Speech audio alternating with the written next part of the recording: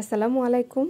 আজ আমি আপনাদের সাথে শেয়ার করব 2 পাউন্ড ব্ল্যাক ফরেস্ট কেকের রেসিপি। চলুন তাহলে কেকের বেস শুরু করা যাক। প্রথমে আমরা কেকের বেস তৈরি করব। এর জন্য একটি শুকনো চালনিতে দিয়ে দিলাম 1 কাপ ময়দা। এখান থেকে আমি 2 টেবিল চামচ ময়দা সরিয়ে নিচ্ছি।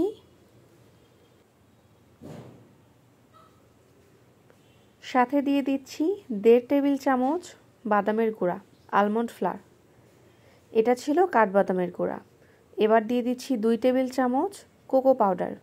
এটা ছিল মালয়েশিয়ান কোকো পাউডার। সাথে দিয়ে দেব বেকিং পাউডার 1 চা চামচ, বেকিং সোডা দিয়ে দেব আধা চা চামচ, লবণ দিয়ে দিচ্ছি 1 চিমটি। এবার এই শুকনো উপকরণগুলোকে খুব ভালোভাবে চেলে নিতে হবে। আলমন্ড ফ্লাওয়ারটাকে খুব ভালোভাবে ব্লেন্ডারে ব্লেন্ড করে নিলে চালনিতে আর এরকম অবশিষ্ট থাকে না। তো আমি ব্লেন্ড করে নিইনি, এর জন্যই এরকম আছে। এবার খুব ভালোভাবে এই শুকনো উপকরণগুলোকে একসাথে নেড়ে মিশিয়ে নিতে হবে। ময়দা, cocoa powder, almond flower, baking powder, baking soda, লবণ সব যেন ভালোভাবে একসাথে মিশে যায়।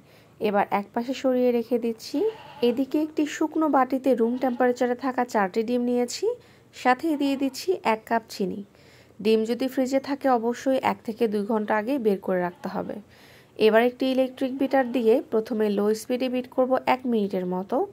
এরপর মিডিয়াম স্পিডে ঠিক ততক্ষণ পর্যন্ত বিট করব যতক্ষণ না চিনিটা সম্পূর্ণভাবে গলে যাচ্ছে আর ডিমের ফোমটাও পারফেক্টভাবে তৈরি হয়ে যাচ্ছে। এরই মাঝে একটি স্প্যাচুলা দিয়ে বাটির চারপাশের চিনিগুলোকে একটু পরপর মাঝখানে এনে দিয়ে আবারও ভালোভাবে বিট করে নিতে হবে। অনেকের মনেই প্রশ্ন থাকতে পারে, ডিমের ফোম পারফেক্ট হয়ে গেছে কিভাবে বুঝবো?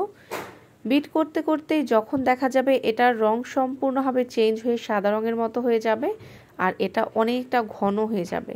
আমরা যখন বিটারের কাঁটাটা উপরে তুলব, বিটারের কাঁটা থেকে যখন ফোঁটা ফোঁটা করে নিচে পড়বে সেটা সাথে সাথে মিশে যাবে না।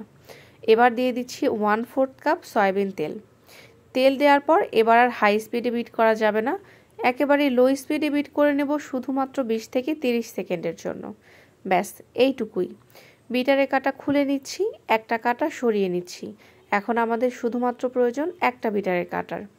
আগে থেকে চেলে রাখা সেই শুকনো উপকরণগুলোকে 2 থেকে 3 ধাপে চেলে দেব, মানে একবারেই সব শুকনো উপকরণ চেলে দেওয়া যাবে না। এবার বিটারের কাঁটাটাকে এক পাশ থেকে অপর পাশে এভাবে ঘুরিয়ে ঘুরিয়ে মিশিয়ে নেব। এটাকে বলা হয় ক্লকওয়াইজ। আপনারা যারা অ্যান্টি ক্লকওয়াইজ পদ্ধতিতে মেশাবেন তারা ওপাশেই ঘুরিয়ে ঘুরিয়ে মেশাবেন, এপাশ থেকে আর মেশাবেন না। শুকনো উপকরণ মেশাতে মেশাতেই আপনাদের সাথে খুবই ইম্পর্টেন্ট একটা কথা বলবো। আপনারা যারা নতুন এসেছেন আমার চ্যানেলের নাম পারভেন্স কুক অ্যান্ড ক্রাফট। অবশ্যই আপনারা এই চ্যানেলটিকে সাবস্ক্রাইব করবেন, পাশে থাকা বেল বাটনটিতেও একটা ক্লিক করবেন। ভিডিওটি ভালো লাগলে অবশ্যই একটা লাইক দিয়ে দেবেন। এবার বাকি সব শুকনো উপকরণ দিয়েও আমরা একইভাবে মিশিয়ে নেব, একটু সময় নিয়ে ধৈর্যের সাথে। ভিডিওটা অনেক বেশি বড় হয়ে যাচ্ছিল তাই আমি একটু ফাস্ট করে দিয়েছি। শুকনো উপকরণ মেশানো হয়ে গেলে এর সাথে দিয়ে দেব হোয়াইট ভিনেগার 1 চা চামচ। খুবই আলতোভাবে মিশিয়ে নেব। সাথে দিয়ে দেব 1 চা চামচ চকলেট পেস্ট। চকলেট পেস্ট আর চকলেট এমালশন দুটোই একই জিনিস। যাদের কাছে চকলেট পেস্ট নেই আপনারা এখানে 1 চা চামচ দিয়ে দিবেন চকলেট এসেন্স। তবে পেস্ট দিলে কালার প্লাস ফ্লেভার দুটোই আসবে। এবার আবারও ভালোভাবে সময় নিয়ে ধীরে ধীরে আমি মিশিয়ে নিয়েছি। চকলেট পেস্ট দেওয়ার পর বাটির নিচের দিকে দেখা যায় চকলেট পেস্ট লেগে থাকে, এজন্য খুব ভালোভাবে মিশিয়ে নিতে হবে। এইদিকে আমি 9 ইঞ্চের একটা রাউন্ড মোল্ড নিয়েছি, তার নিচে সামান্য একটু তেল ব্রাশ করে সেখানে একটা বেকিং পেপার বিছিয়ে দিলাম। এবার এখানে সম্পূর্ণ কেকের বেটারটা ঢেলে দিচ্ছি। একটু উপর থেকে ঢেলে দেব। এবার একটি কাঠি দিয়ে নিচ থেকে উপর বরাবর নেড়ে দেব। আপনারা যারা ওভেনে বেক করবেন ওভেনটাকে প্রিহিট করবেন 170 ডিগ্রিতে আপ-ডাউন হিট অন করে 10 মিনিটের জন্য। আর আপনারা যারা চুলায় বেক করবেন একইভাবে যেই পাত্রে বেক করবেন সেটাকে 10 মিনিটের জন্য প্রিহিট করে নেবেন। এবার একটু জোরে জোরে ট্যাপ করে প্রিহিটের ওভেনের একেবারে নিচের তাকে দিয়ে বেক করে নেব 170 ডিগ্রিতে আপ-ডাউন হিট অন করে 50 থেকে 60 মিনিটের জন্য। যার যার ওভেন অনুযায়ী টাইমটাকে সেট করে নিতে হবে। গরম অবস্থায় একটা প্লাস্টিক র্যাপ দিয়ে মুড়িয়ে রেখেছিলাম, কেকটা ঠান্ডা হয়ে গেছে। এবার আমি কেকটাকে মোল্ড আউট করে নিচ্ছি। প্রথমেই একটা শার্প নাইফ দিয়ে মোল্ড থেকে এভাবে ফাঁকা করে নিয়ে একটা বোর্ডের মধ্যে ঢেলে নিয়েছি। নিচের বেকিং পেপারটা খুলে নিলাম। এবার আমি কেকটাকে কেটে নেব 2টি লেয়ার করে, তবে আপনারা চাইলে কেকটাকে 3টি লেয়ার পর্যন্ত করে নিতে পারবেন। এই কেকের বেস দিয়ে আমি ব্ল্যাক ফরেস্ট কেক তৈরি করছি। আপনারা এই কেকটার বেস দিয়ে চকলেট কেকও তৈরি করে নিতে পারবেন, শুধুমাত্র ডেকোরেশনটা হয় ভিন্ন। তো কেকটার 2টা লেয়ার করে কেটে নেওয়া হয়ে গেছে। এবার ডেকোরেশনের জন্য বোর্ডের নিচে সামান্য একটু ক্রিম দিয়ে দিলাম, তার উপরে দিয়ে দিলাম কেকের একটি লেয়ার, এর উপরে দিয়ে দিচ্ছি সুগার সিরাপ, এর উপরেই দিয়ে দিব Vivo whipped cream. Vivo whipped cream কীভাবে ইউজ করতে হয়, কিভাবে সংরক্ষণ করতে হয়, সব কিছু নিয়েই ডিটেলসে অলরেডি আমার চ্যানেলে ভিডিও দেওয়া আছে, ডিসক্রিপশন বক্সে লিঙ্ক দেওয়া থাকবে, যারা দেখেননি চাইলে এক নজরে দেখে নিতে পারেন। এর উপরে দিয়ে দিচ্ছি চেরি ফিলিং। ব্ল্যাক ফরেস্ট কেকের ভেতরের লেয়ারে চেরি ফিলিং থাকে, তাই আমরা চেরি ফিলিং দিলাম। এটা ছিল রেডম্যান ব্র্যান্ডের। এবার এই চেরি ফিলিংটাকে চারপাশে ভালোভাবে এভাবে একটু ছড়িয়ে দিচ্ছি, কেউ চাইলে পরিমাণটা আরও একটু বাড়িয়ে দিতে পারেন। এর উপরে দিয়ে দিচ্ছি কেকের আরেকটি লেয়ার।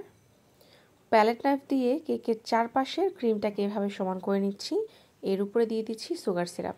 1/4 কাপ গরম পানিতে 2 টেবিল চামচ চিনি মিশিয়ে আমি সুগার সিরাপ তৈরি করে নিয়েছি। চারপাশে ভালোভাবে সুগার সিরাপটা দেওয়া হয়ে গেলেই প্যালেট নাইফ দিয়ে ক্রিমটাকে উপরে এভাবে সমান করে ছড়িয়ে দিচ্ছি।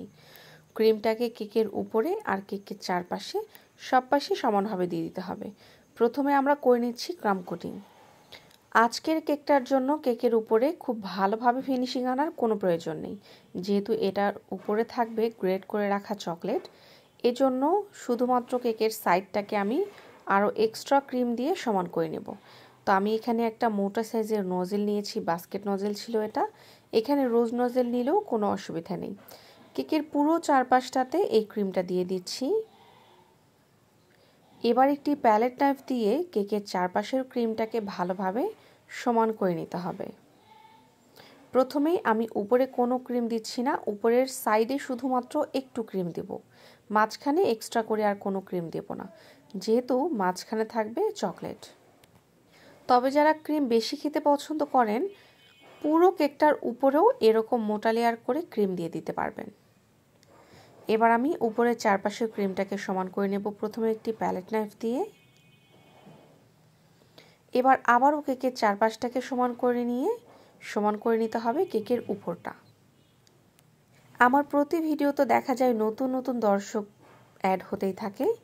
তো আপনারা যারা কেকের ফিনিশিং কিভাবে আনতে হয় জানেন না, আপনাদের জন্য অলরেডি আমার চ্যানেলে ভিডিও দেওয়া আছে, ডিসক্রিপশন বক্সে লিঙ্ক দেওয়া থাকবে, যারা দেখেননি চাইলে এক নজরে দেখে নিতে পারেন। কেননা অনেকের মনেই প্রশ্ন হতে পারে যে এই কেকটার উপরে তো আমরা ফিনিশিং শিখলাম না, এজন্যই বলেছি। এবার আমি হাতে নিয়েছি একটা 2D নজেল। এবার এই নজেলটা দিয়ে পুরো কেকের চারপাশে এভাবে গোল গোল করে ঘুরিয়ে রোজেট করে দেব। এখন জানাতে চাই তাদেরকে ধন্যবাদ যারা অলরেডি চ্যানেলটি সাবস্ক্রাইব করে পাশে আছেন, নিয়মিত আমার ভিডিও দেখছেন। আপনাদের সবাইকে জানাই মন থেকে অনেক অনেক অনেক শুকরিয়া, অসংখ্য ধন্যবাদ। তার সাথে আরও একটা কথা বলতে চাইবো, আমি আন্তরিকভাবে দুঃখিত যে ইদানিং আমি নিয়মিত ভিডিও আপলোড দিতে পারছি না। ইনশাআল্লাহ সামনের দিক থেকে চেষ্টা করব নিয়মিত ভিডিও আপলোড দেওয়ার জন্য। উপরের ডিজাইনটা করা হয়ে গেলেই দিয়ে দেব চেরি। একটা ফাঁকা করে দেব, মানে প্রতিটাতেই দিচ্ছি না, তবে আপনারা চাইলে প্রতিটাতেই চেরি দিয়ে দিতে পারবেন। আমি চেরিগুলোকে মাঝ বরাবর অর্ধেক করে কেটে নিয়েছি, যেহেতু চেরির অনেক বেশি দাম, তো এটা তো করতেই হয়। আমি শুধুমাত্র কেকের উপরে চকলেট দেব, আপনারা চাইলে পুরো কেকটার চারপাশেও গ্রেট করে রাখা চকলেট দিতে পারবেন, সম্পূর্ণ নিজের পছন্দ অনুযায়ী। আজকের কেকটা তৈরি করেছিলাম 9 ইঞ্চের রাউন্ড মোল্ডে। আমি এখানে বোর্ড ইউজ করেছি 12 ইঞ্চের এবং বক্স ইউজ করব 12.5 ইঞ্চের। কেকটাকে নর্মাল ফ্রিজে রেখে দেবো 5 থেকে 6 ঘন্টার জন্য, এরপরেই ডেলিভারি দেব। উপরে দিয়ে দিলাম গ্রেট করে রাখা ব্লুবেল ব্র্যান্ডের মালয়েশিয়ান চকলেট, এটা ছিল ডার্ক চকলেট। যেই নজেলটা দিয়ে কেকের উপরে ডিজাইন করেছিলাম সেই নজেলটা দিয়েই কেকের নিচের বর্ডারটাও দিয়ে দেব, এভাবে ছোট ছোট করে। যে কোনো কেকের বর্ডার দিলেই দেখা যায় কেকটা দেখতে আরও বেশি গর্জিয়াস লাগে, আরও বেশি ভালো লাগে। কেকটা দেখতে কেমন হয়েছে অবশ্যই কমেন্ট করে জানাবেন। আজ এ পর্যন্তই, ইনশাআল্লাহ কথা হবে নেক্সট কোনো ভিডিওতে। আল্লাহ আমাদের সবাইকে ভালো রাখুক, সুস্থ রাখুক, এই প্রত্যাশায় আজকের ভিডিও এখানেই শেষ করছি। আল্লাহ হাফেজ।